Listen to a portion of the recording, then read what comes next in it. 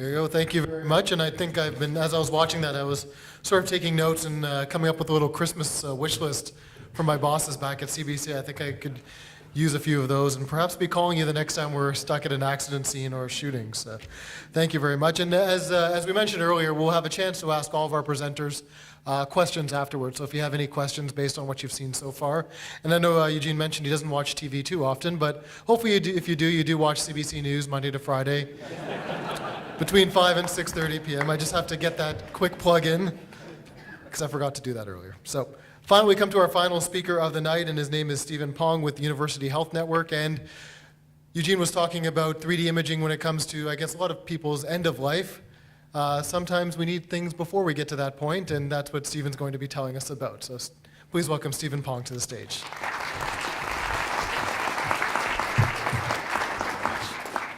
Good evening, everyone. Those talks have been fantastic. Thank you very much. Tonight, I'm going to be doing a brief discussion about 3D technologies in healthcare with a focus on research.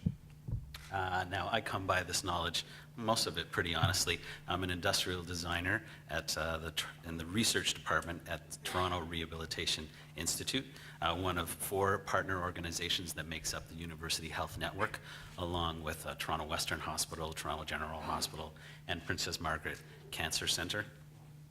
Now, our research department is made up of 9 different teams, each with their own specializations. Teams like the sleep lab that I'll show you a couple of examples of, a new team, neural engineering, that does things like brain-machine interfacing, really cool stuff, and the team that I'm on, the technology R&D team. Now, part of our role is to provide support to all the other groups by helping them to design and build any sort of equipment that they might need to conduct their studies. That means we get access to some amazing workshops. We've got a full electronics setup, we've got a well-appointed machine shop, and of course we have access to some fantastic rapid prototyping equipment. Now, 3D technologies are probably a lot older than you might realize. Over 100 years ago, you could go to the hospital and get an x-ray done. Now, this is of my daughter's broken toe. I realize it's not 3D, but it was really the first look inside a person's body without having to open them up. Now, at some point between your conception and your birth, either your mom or your doctor would have wanted to take a look at you, make sure you're doing okay. So this is an ultrasound image, again, of my daughter, Charlotte. Yes, I do have a bit of an odd family photo album. It's not very high resolution, but you can see that she's doing okay there. Now, by the time my second child came around, if I hadn't been completely freaked out that I was being a new dad again, I would have asked to have one of these taken. Now, this is a 3D ultrasound. Now it's starting to get really interesting. Our scanners are very different. This is the Cadillac of medical imaging. This is an MRI photo. You can see there's huge amounts of information here, lots of detail. It can differentiate between different tissue types. You can sort of selectively look at different organs and pull out any information that you might need for some of the printing examples I'll show you in a bit. You can even make movies. Oh, unfortunately, it's not playing, but MRIs can make movies now. The computer processing power and storage capabilities can really make some amazing things happen. Oh, well.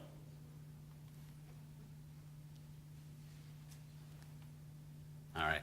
So now, we have some amazing facilities at the hospital. We have lots of tours coming through, and often I'm asked to explain how 3D printers work. I start by telling people that first you need a digital model on your computer, then you send that model off to the printer. It sort of slices it all up and prints it layer by layer, and sometimes I get this sort of glassy look from people. They don't sort of get that layer by layer thing. So imagine you're making a cake. You've got your first layer of cake, you put it down, put some icing on there, you put the next layer and icing layer, and then by the end you've got like a really big cake.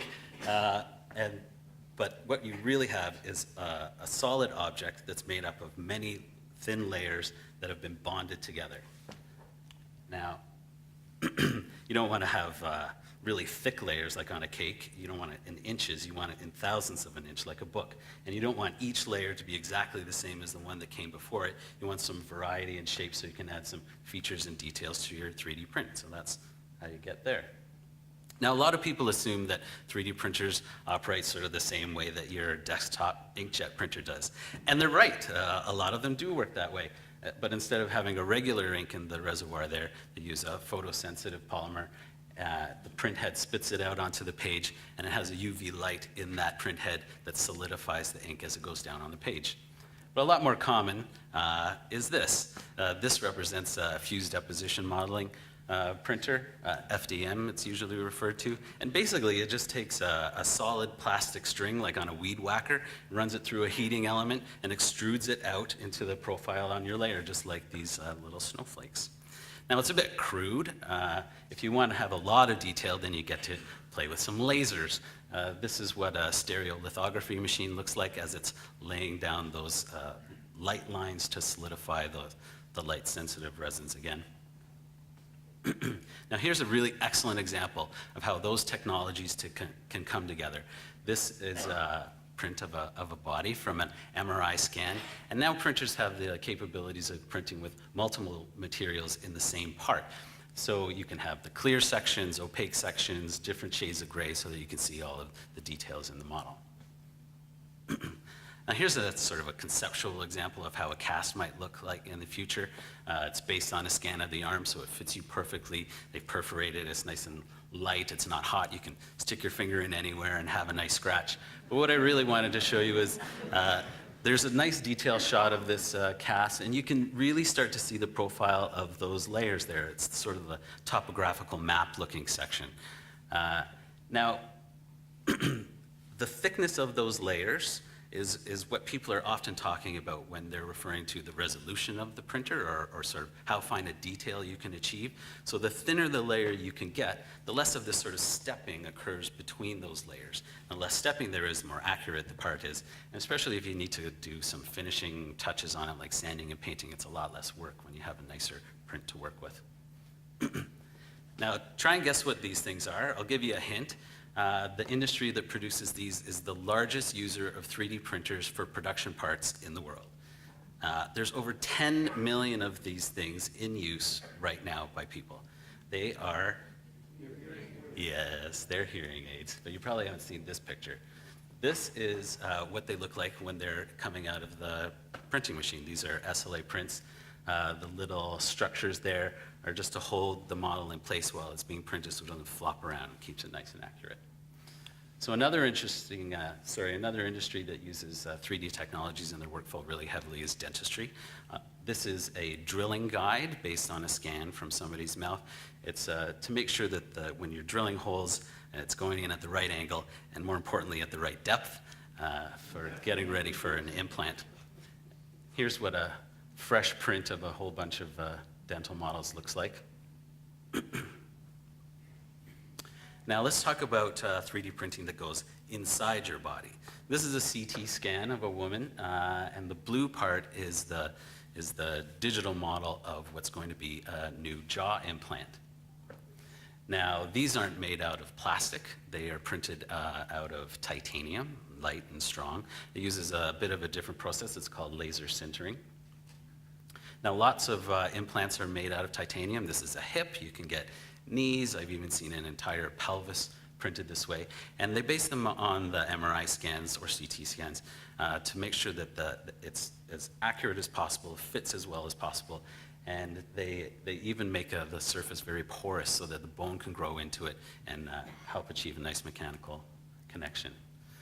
Now, prosthetics get a lot of attention in the 3D printing. This isn't a real ear, it's a fake ear, a replacement for a missing one.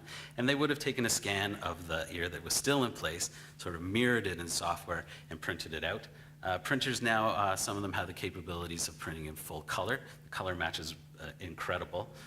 They don't use a stock material to print these. They use custom stuff infused with silicone to make it flexible and a little bit more durable.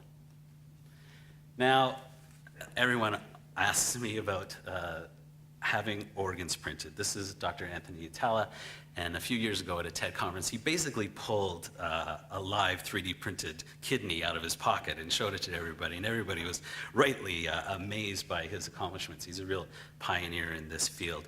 Now, unfortunately, organs are really not there yet. They're not ready to be implanted. They have a lot of issues to overcome, not the least of which is there's no sort of blood vessels in here. There's no way to transport the nutrients that the organ needs in there. So we're really still a few decades away from seeing those. Sorry. But tissues that you can print on a 3D printer, you can do very simple tissues. And the way that they accomplish that is the printer, it prints biocompatible, biodegradable scaffolding that gets infused later with live cells. Those cells grow into the scaffolding, eventually absorbing it, and then you're just left with this simple tissue again. So in this case, you'd have cartilage. The most complicated sort of tissue that I've heard of being implanted, apparently there's dozens of people walking around with 3D printed bladders inside them. Yeah, it's crazy. So they can sort of print organs on the 3D printer, but they still have these problems. So how do you solve the 3D problem? With a 3D printed solution. So this group, MIT and UPenn, are combining to build these sugar structures. And after they're printed, they get surrounded by live cells. The sugar eventually gets absorbed, and then you're left with these really nice little tunnels that the blood can now go through. So we're going to get there eventually. Now, we heard about point clouds a lot tonight. And the way that I sort of visualize a point cloud is this little toy here. You know, the one where you put your hand in the back or anything in the back and a bunch of pins sort of conform to that shape. Well, every point where the pins hit your skin, that's like a point cloud. It's like a data point on the surface of the thing that you're trying to scan. Now, you can't 3D print a data point or a point cloud. It looks sort of like a bunch of mosquitoes, like a swarm on your computer screen. So the next thing that you would do is you would apply the mesh, as was mentioned. It's sort of a connect the dots of a point cloud.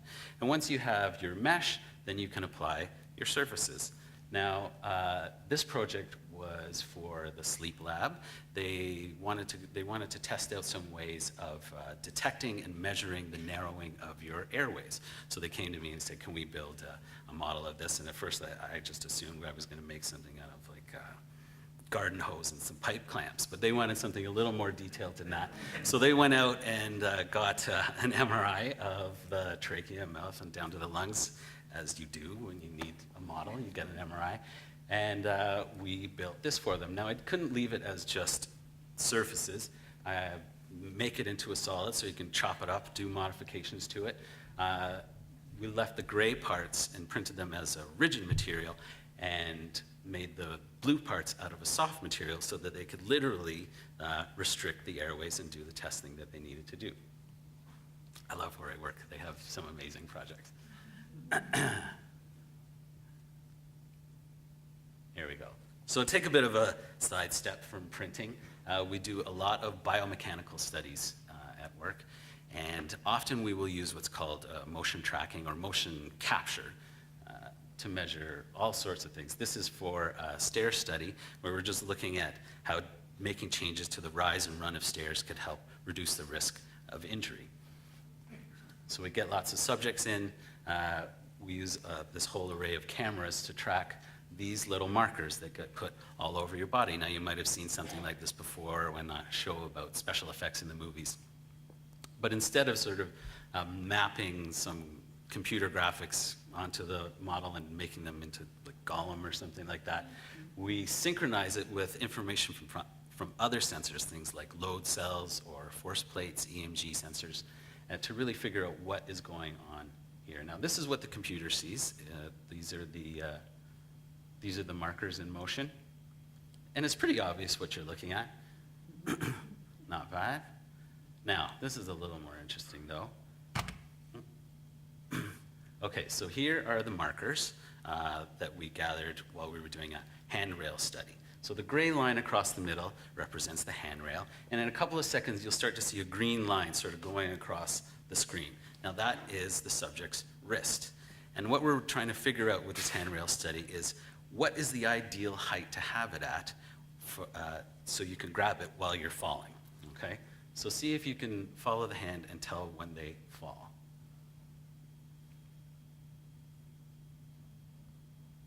There it goes. There's the hand. And that's awesome. Now this is what it looks this is what it looks like in real life. Now we call the event that causes the fall, we call that a perturbation. It's one of my new favorite words. This is what a perturbation looks like in real life. So you notice, like, nobody ran up to her and gave her a shove. You can't do it that way because they'd be prepared for it. They would sort of prepare themselves. They wouldn't fall properly. You wouldn't get an accurate measurement. So you have to perform some sort of external perturbation. And the way that you go about doing that is it's pretty straightforward. You build a $35 million research facility. You put a giant hexapod motion platform in the bottom, and you stick a completely self-contained research laboratory the size of a giant living room on top of it. And then when the subject's least expecting it, you give it a really good shake, and they fall down. It's as funny as it sounds. It's incredible. Okay, so I'd like to I'll give you a bit of a case study on how we use 3D printing in the development of medical devices. It's a little more serious now. This gentleman is getting suited up for a sleep test. So again, the sleep lab, they came to us, and they wanted us to work on this project. Actually, I'll give you a bit more background. This is to test for sleep apnea. Now, sleep apnea is a pretty serious condition tied in with a bunch of other things. If you have sleep apnea, your likelihood of having a heart attack or a stroke is hugely increased. There's about 8% of Canadians have sleep apnea, but a very small percentage of them are actually diagnosed with it. And the reasons for that there's a few. One is you have to go through this sort of process and get all wired up and go into a sleep lab. It can take up to 2 years to get an appointment to have one of these tests, and they're really expensive. So the project that the sleep team came to us with was they wanted some help in designing and building a really cheap, easy to use, accurate way of diagnosing sleep apnea. So the way they want to do that is to use a microphone and listen to your breath sounds and analyze them on a computer off-site later. And so we built just a quick one-off little microphone holder, and we slapped it on top of a mask that we had chopped the front off of. So we really sort of Frankensteined something together, just a one-off, and then we give it to the researcher, and they go off and they sort of do their initial testing to see if it's going to work. Now, of course, it had some reasonably good results, but they came back to us and said, we really can't hear the breath sounds from both nostrils and the mouth. So how can we capture all of that? But we want to keep a single microphone. Okay. So we decided to try and funnel it all towards the microphone. But there's no sort of literature on the direction or shape of breath that comes out of your mouth. There's no scanner that can scan your hot breathing. So what we did was grabbed a bunch of the researchers from the lab, dragged them outside on a night like tonight, absolutely frigid, and took photographs of their breath coming out of their face. And so, sort of old school, which I guess it's not really old school, I'm still using computers and cameras, but in this context it's old school. We modeled up a 3D version of breath that we could design the funnel around, right? And each time we make a version, we do a print of it to check and make sure that it's working or not. So we put the electronics on, you put the power supply on, you just sort of cobble this thing together. But now we're doing a full 3D print of the whole thing. And again, we give it to the researcher to go off and do their testing. These are just some more of the modifications. And this is what we call the G1, the first generation version that was really all put together and useful for the researchers. So they had this mask, and they go and do a nice little study. It worked fine. They say, oh, it's going really well. We need some more. So we print 10 more. And of course, it continues to get better and better. They say, we're going to expand it. We need 10 more and 10 more and 10 more. So by the end of it, we ended up printing, I think, 50 or 60 of these things. And the nice thing about the 3D printers is, once you've got the model, you just keep pressing the button until it's done. So they did this study and came back to us and said, oh my goodness, it really works great. It's as good as the sleep lab. We want to do a huge study now. They're talking about like hundreds and thousands, and they're not talking about tens anymore. So one of the amazing things about these 3D printers is they'll print anything. They don't care what the shape is. The printer doesn't care what the geometry is. They could care less whether it's manufacturable or not. And in this case, the success of the study means that I literally have to go back to the drawing board and completely redesign the thing so that it can have a mold made. Now this is the CAD of what the final version looks like. Here's just a smattering of the samples that we printed. These are just the ones that were left under my desk that hadn't been packed away yet. This is my son's favorite view of the mask. I don't know if you see what I see, but now another really good use of the 3D printer, especially having a nice accurate one, is before you send that model off to have the tooling done, before you spend thousands and thousands of dollars of having your final mold made, you just print up one last thing and you check every last detail before you send it off and spend that money. Now these are the first samples off the tool. They come in, and as hard as you work at it, it's never quite perfect. You never sort of sent them the perfect thing. You make some minor adjustments, hope they can be done without too much expense. And here ultimately is our final production version, just ready to go out and do their trials, all electronics installed. Sorry, I do want to show you that one. So on the left of your screen, this is a computer rendering of the mask. And on the right of the screen is a photograph of the production mask. They look exactly the same, and that's just what you want. You want predictability by the time you get to tooling. You want to know exactly what you're going to get. Now, to have accomplished all of that, like I mentioned, you need millions of dollars to do it. You need a full trained staff, lots of technicians, really inaccessible to most of us. But as was brought up before, the technologies are becoming more and more accessible. This little exoskeleton and definitely this little hand prosthetic were printed on a MakerBot. There's actually one outside in the waiting room. You know, the little printer, it's $2,000 you can get it, instead of hundreds of $1,000s for the really high-end stuff. Now, a great thing that the inventor of this device did was he put it up online to a free 3D file sharing service. So now anybody can download it. And not only can they download it, what often happens with sort of an open source kind of project is after you download it and modify it, if you made it better in any way, it gets uploaded again, and now that version is available for everybody to use. And if you don't have $2,000 to buy your personal printer, they're so popular now they have their own stores that sell just these things. If you don't have that money, you could just upload it to a printing service. You don't have to buy the printer at all. You can have somebody else make it for you and save your cost that way. Now, I'm gonna talk about the Kinect Xbox sensor, and absolutely it's a scanner. I have a picture of that in the end that we can ignore now. But what it also does, at least this is the Xbox One, it's the newer version. You can buy it, I think you can't buy it separate from the console, but you can buy it with the console, get yourself a brand new video game system for around $500. It comes with the Kinect sensor, and what it really has turned into is a biomechanics lab in a box, off the shelf. You get free software download, you can access all of the capabilities of it. It's a full skeleton tracker, and most importantly on this new version, they've added muscle and force estimation, amazing, and heart rate capabilities. So now you really have access to all of these tools, the biomechanics, the scanning. You can upload your printers to a 3D printing house and have it all done. And now you can make anything that you want. And that's the end of my talk. Thank you very much, everybody. Good night. So